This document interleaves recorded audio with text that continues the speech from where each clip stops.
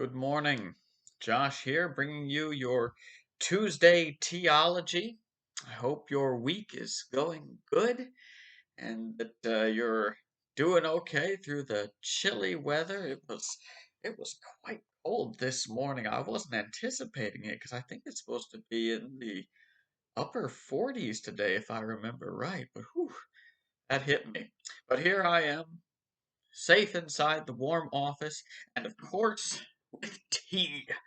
Continuing Battle of the Earl Greys. I have been searching for the ultimate Earl Grey between the various ones that are made by all kinds of tea brands. And if you have been watching so far, you've seen already three epic battles have unfolded. The Earl Grey Imperial beat out the Earl Grey Supreme. So we've got the Imperial over here on my left, and the Rishi Earl Grey beat out the Italian Earl Grey, and they're over on my right. In another battle, the Wittard beat out the Stash. The Stash, yes. So we have Rishi versus the Imperial Earl Grey, and as the morning goes on here, we will see which of these champions is going on to the next round.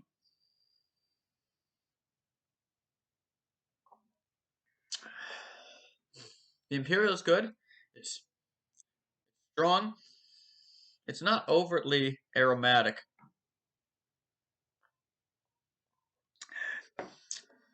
but it's good. It's a good, strong brew. These are both sachets, so they're playing on even ground, as it were. And continuing in the more serious note, moving from the tea to the tea-ology, continuing this wonderful mystery of the Trinity, the triune God, and the glorious matter that God is three in one God in three persons.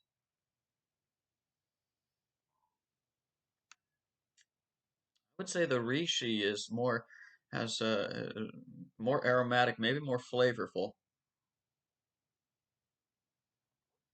Mm, We're gonna have to give it some time, cleanse the palate.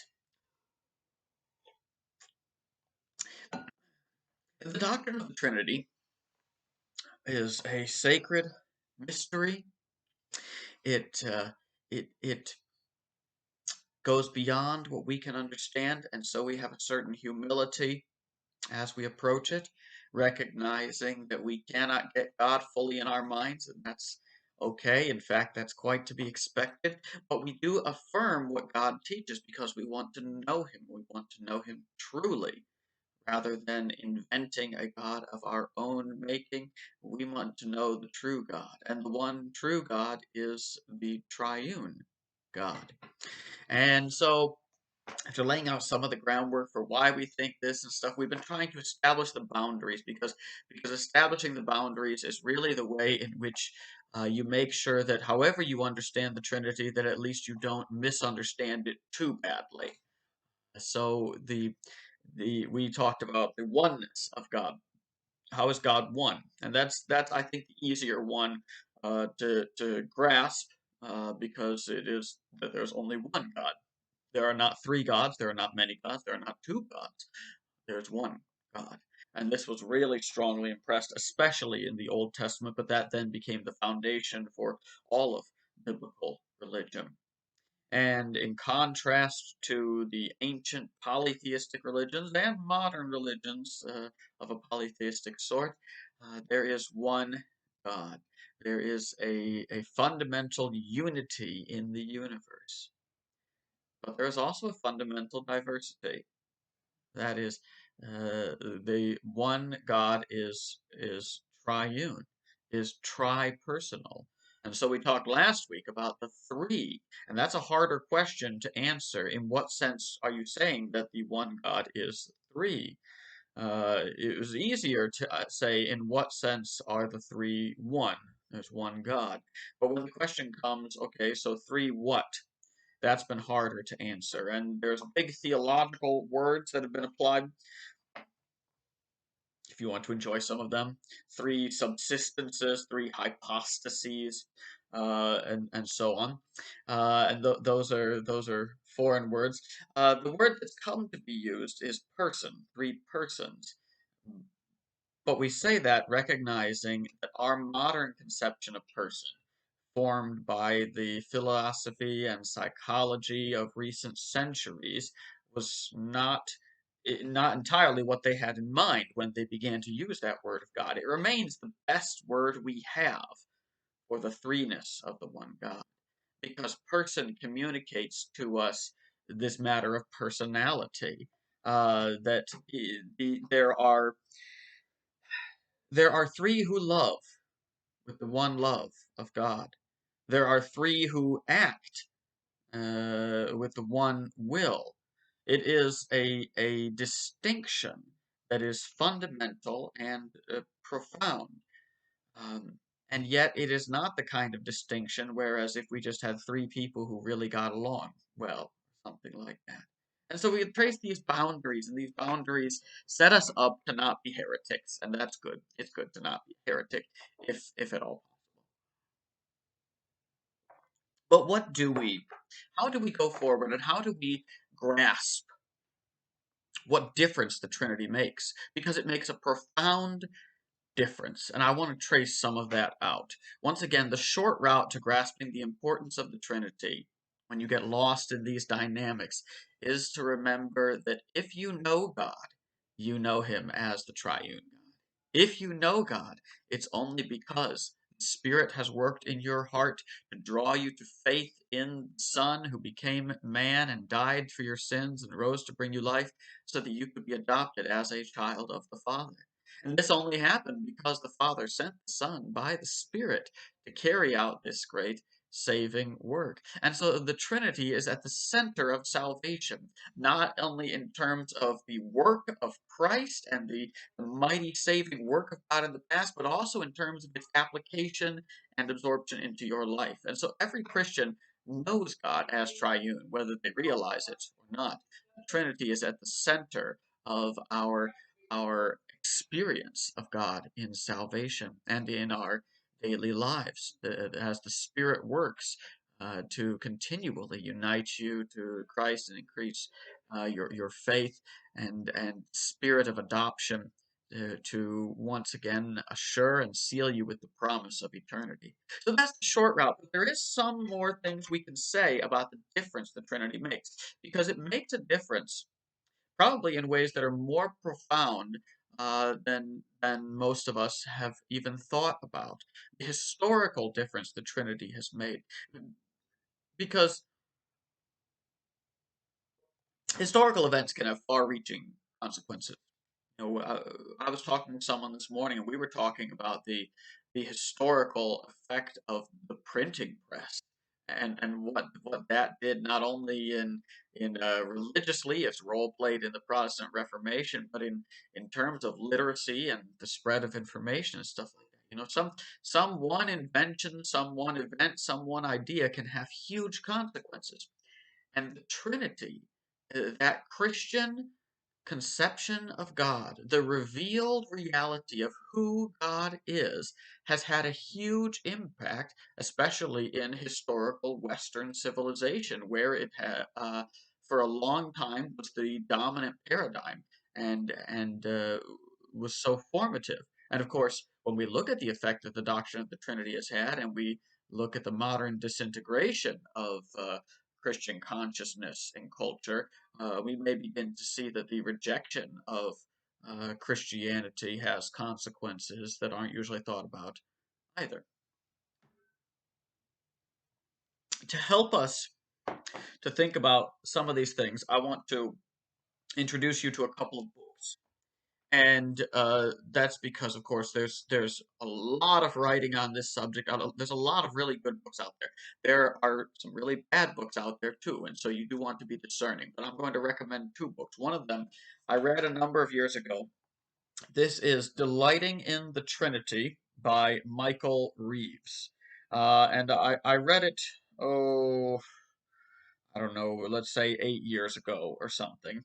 And it was my impression that this is the number one book that I would give to the average Christian wanting to know what difference the Trinity makes, why this doctrine is so important. This is the book for the average person there who would say, "Ah, I don't know that I'm very much of a scholar there." Well, you can read this. Reeves writes very approachably. He's got a sense of humor. It's good. And here's something I marked out as he talks about the Trinity and God's love and God's work of creation.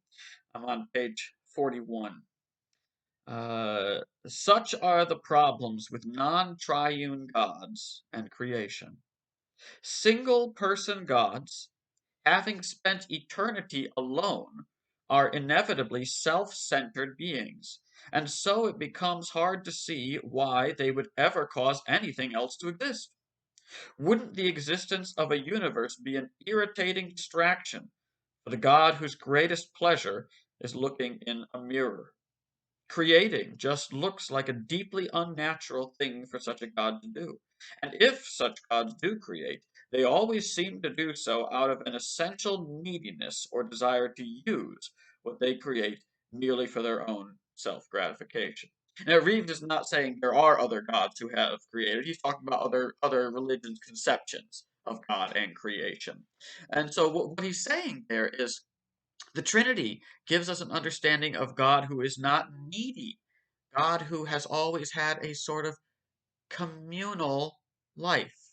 The one God having a communal life, and thus that gives a basis for a self-giving God, a God who truly is love, who knows what love is through all eternity, who did not create out of his own need, but out of the superabundance of his love. He goes on to say, everything changes when it comes to the Father, Son, and Spirit. Here is a God who is not essentially lonely, but who has been loving for all eternity, as the Father has loved the Son in the Spirit. Loving others is not a strange or novel thing for this God at all. It is at the root of who he is. So there's one thing. Your whole concept of a loving God belongs with the concept of a triune God. A God who is, as Michael Reeves says, not essentially lonely. He loves not because he needs us, but because God is love. There's one thing. I think the Rishi is winning. I think it's winning. Second thing, and this is the book, you can already see it's bigger. This is the book for those who would say they are, somewhat scholarly. I don't mean that you have some higher degree in theology, but you like to read and you're not intimidated by a big book, and you're kind of into this theology thing just a little bit, not just don't have to be professional, but a little bit. Then I would say the number one book to start with is The Holy Trinity by Robert Letham. It's really excellent. It is big, but it's not really hard. It nonetheless has an approachable to it. Not as approachable as Reeves. If you're not confident, you start with Reeves. But this is probably the number one introduction for pastors, for studious Christians, for people who are engaging in that place. And Lethem does a really good job of covering the Trinity here. There's a second edition out. I don't have it. This is the first edition. So you get yourself a cheap copy of the first edition, or you get the second edition, and it is expanded and no doubt improved. It came out just, I don't know, 2 or 3 years ago or something like that, I think. Um, could be one. But Lethem, at the end, does a very good job of engaging with some of the implications of the Trinity. And and this is what I was talking about in terms of its impact on Western civilization. That the Trinity provides a basis for a cultural building on unity and diversity, and an integration of unity and diversity. And this is a big whole area in philosophy, but it has implications in culture. Like he gets into how the Western classical musical tradition had this unity and diversity. The symphony is an expression of unity and diversity, and such. And that compares to certain cultural movements that are posing a challenge in our world, and particularly in the modern West. Here's Lethem. The two major challenges to the Christian faith today, postmodern thinking of our own culture and Islam, are both deviations from the created order of unity in diversity and diversity in unity that the Holy Trinity has embedded in the world. In order for Christian missions to be effective in both settings, this root question must be effectively addressed. Unless this is done, the ministry of the gospel in these contexts will be blunted. The same applies to each and every setting in which the gospel is to be preached, but these are the two most prominent contexts in which readers of this book will find themselves. And so he says that for advancing the mission, you must recognize how the Trinity has left its impact in a Christian context and civilizations built on that, and how there is a deviation from that in these two great challenging areas. That in Islam, there is a strong basis of unity with a monotheistic God, but as their God is explicitly not triune, there is no basis for diversity. And then in the postmodern world in which most of us find ourselves surrounded, we can see there is a tremendous basis for diversity, but the unity is missing. There is no unifying framework, and so we have increasing fragmentation and tribalism, and we this comes out in the news, doesn't it? And so the Trinity and moving away from the Trinity has consequences for whole civilizations. Of course it does. The truth always has consequences. I know I'm going a bit longer today, but just can't stop. But I do nonetheless want to, before I conclude, come back to the scriptures and come to John chapter 17. Jesus was praying before he went to the cross. It's a really remarkable passage. I mean, just to think that before he went to the cross, as he was about to undergo uh, the greatest sacrifice and battle that has ever been, as he was about to suffer the wrath of God for the sins of the world, he prayed for us. He prayed for the disciples. He prayed for believers. God is love. And in John chapter 17, from verses 20 to the end of the chapter, read these words and look at the interplay of the love and union of the Father and the Son, and how believers are brought in. I do not ask for these only, but also for those who will believe in me through their word, that they may all be one, just as you, Father, are in me and I in you, that they also may be in us, so that the world may believe that you have sent me. The glory that you have given me, I have given to them, that they may be one, even as we are one. I in them, and you in me, that they may become perfectly one, so that the world may know that you sent me, and I love them even as you love me. Father, I desire that they also, whom you have given me, may be with me where I am, to see my glory that you have given me, because you loved me before the foundation of the world. O righteous Father, even though the world does not know you, I know you, and these know that you have sent me. I made known to them your name, and I will continue to make it known, that the love with which you have loved me may be in them, and I in them. Now it would take a long time to really unpack that passage, but just grasp that interplay, that there is a union that comes because of the triune saving work of God. Not a not an absorption into God, this is where mysticism can go off the rails a bit.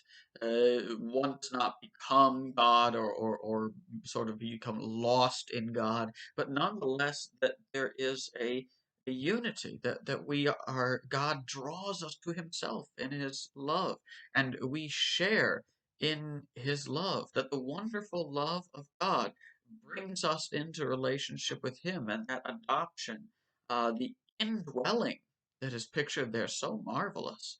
The Christ coming in believers, and the Holy Spirit indwelling us and uniting us with Christ. This wonderful message of the Triune God is the message of love and of God who saves, and who saves in a way more marvelous than we could possibly have imagined or can even understand. But it brings a whole world picture into the world now, and it brings a whole new context into life and hope and eternity.